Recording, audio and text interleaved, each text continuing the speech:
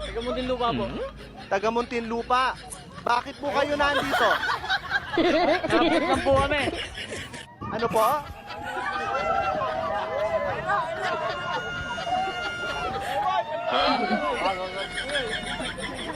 Wala, hindi ka makapagsalita yung mga yan. Nagugutom pa. Ah.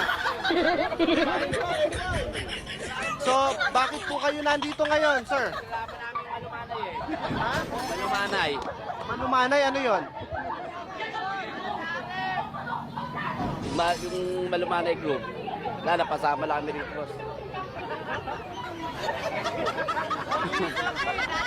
So, kanina pa po kayo nandito? Hanggang what time po kayo mag-stay po dito? Hindi ko namin alam eh. Alam niyo po ba na ito po ay laban kay Sara Duterte? Alam niyo po ba na itong rally ay laban kay Sara Duterte? Hindi ko alam.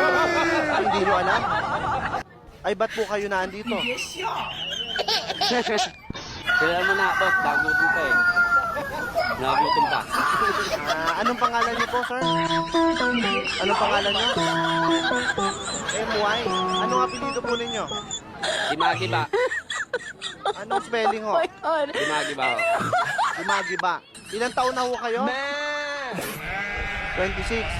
Sige po. Thank you very much po. So, kayo po, bakit po kayo nandito ngayon?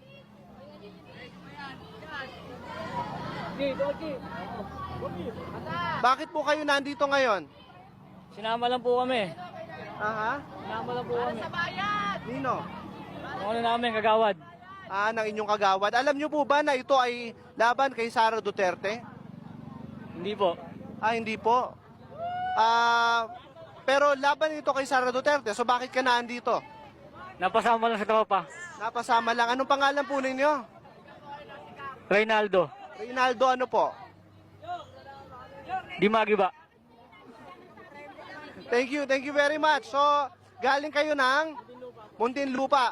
So, mga kasama natin, galing Muntinlupa, dalawa sa kanila ay hindi naman daw talaga nila alam na ito ay laban kay Sara Duterte. Nandito sila sa rally ngayon sa May People Power Monument para ipaglaban ang impeachment ni Vice President Sara Duterte.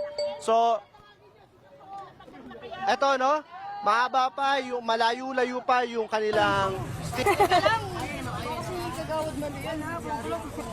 Video to, bakla! Ate, wala kang pinapakain. Oo, tawagin ko pangalan ha. Wala lang, gulo nyo. Video mo. Sino ang mananay ng house and land? Sino ang nabudol? Sino ba? Ang listahan ng Jivan may... Bordeas. Yes. Yan, Jivan Bordeas. Grace Limbo. Quincy. Robleco. Kami po yung hindi nabayaran na pinangakuhan ng 1,000. Jason Na Pascual. mga kagunian na sino man yan namumuno yan. Oh, ayun na. 1,000 daw. Dito na sabihin nyo, walang 1,000. Walang tubig, gutom. Wala pa sa sakyan.